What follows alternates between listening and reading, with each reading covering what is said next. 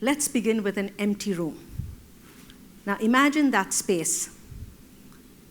Imagine a form within that space, or not. The French artist Yves Klein once had a solo exhibition in France where he just had the room. He just exhibited the room.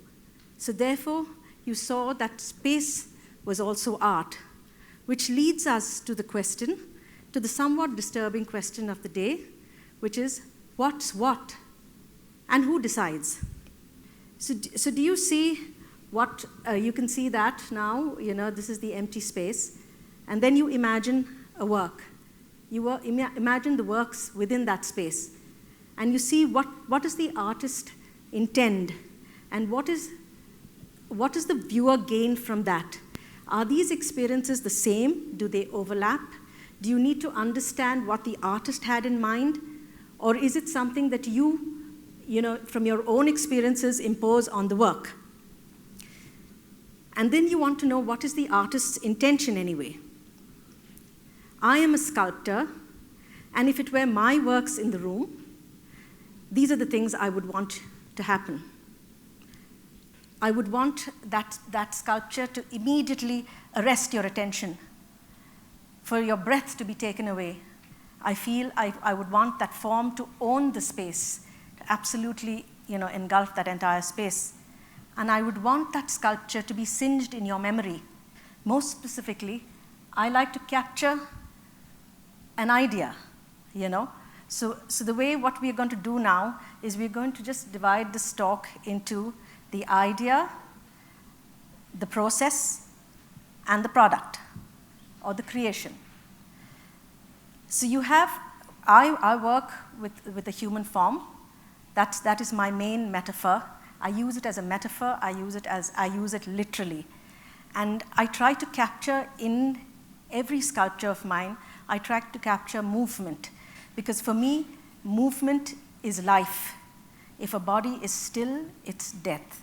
But in this stillness in my work, I try to capture some movement.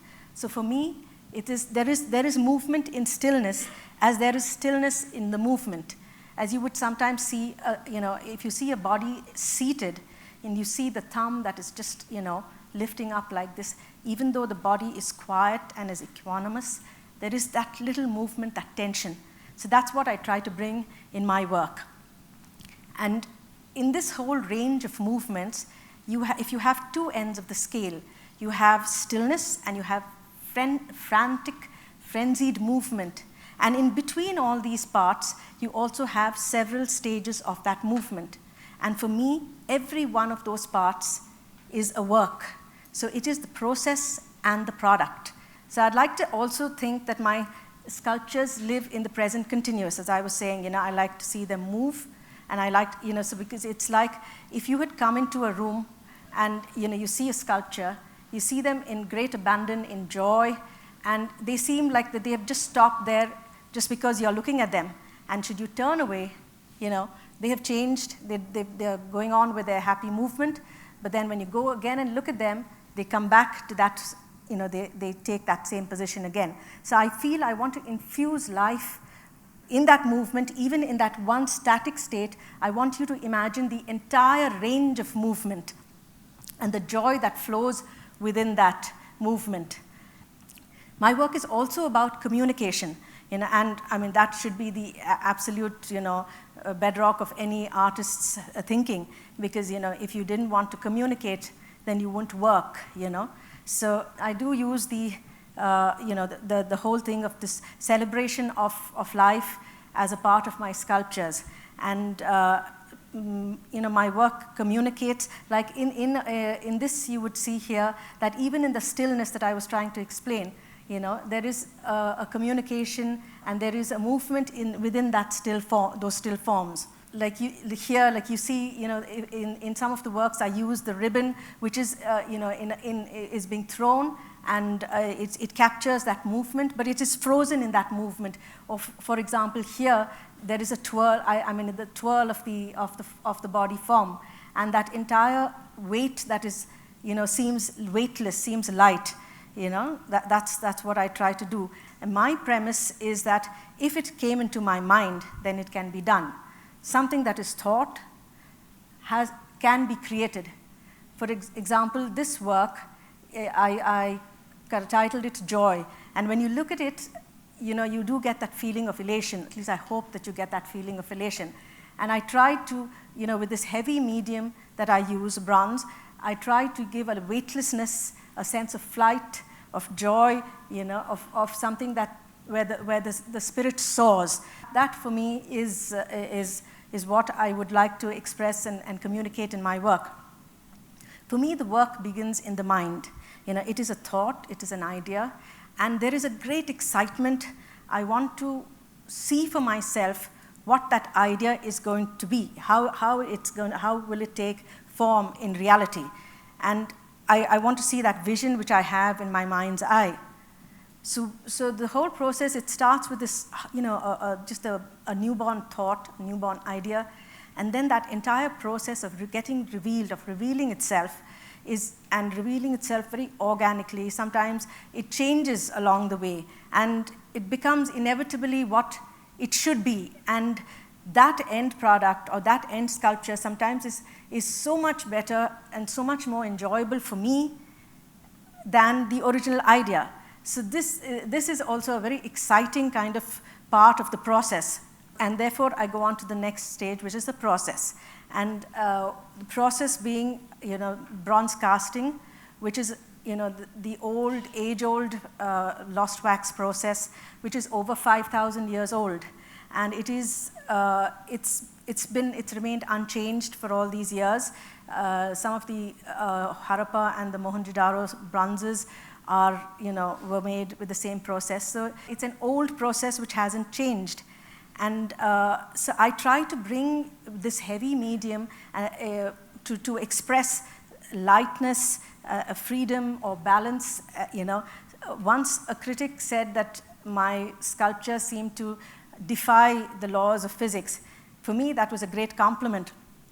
And because it's a fantastic thing to first have the idea in your mind, and you're never sure whether that will work, and should it work, it's an extremely fulfilling feeling. So and it's very important that I do that one work, and that one work gives birth to the next. If one ceased to work at that point, being satisfied with that one work, one would never see the next work and the possibilities of the next work. And this whole thing gives you that entire feeling of freedom, of an endless, pit of possibilities, and of a lifelong journey of working. So now we come to the whole thing of the creations. So the thing is that when I finally create the work, these sculptures are very personal. In some ways, they're very personal. The thoughts are very personal. But I also hope that they communicate to other people. The whole idea of an artist working is to communicate, as I said. So and the reason why I feel the work communicates to others is that since I use the human form and I use the body language as my medium, I feel that is a universal language, and it communicates itself in the expression.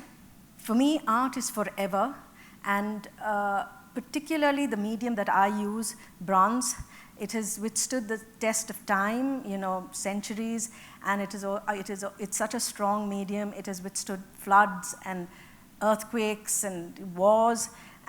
But there is a very subtle, more profound thing that I hope persists or lives on, is that not the message so much, but the feeling, the emotion that those sculptures would convey. And each generation will glean from it, what it can, or whatever is relevant at that time.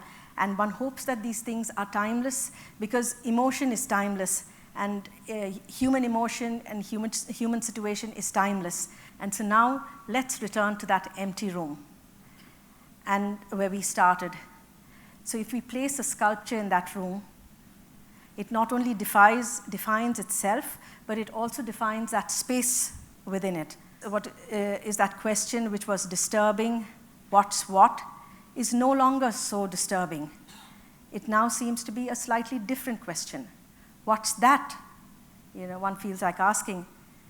And the answer is a combination of both, of my experience, of personal experience, of a universal experience, of bringing together of both the viewer's experience and the artist's. Sometimes these experiences, sometimes these things overlap, and sometimes they don't. And if they don't, then one is left with that cliche, I don't know what art is, but I know what I like. Thank you.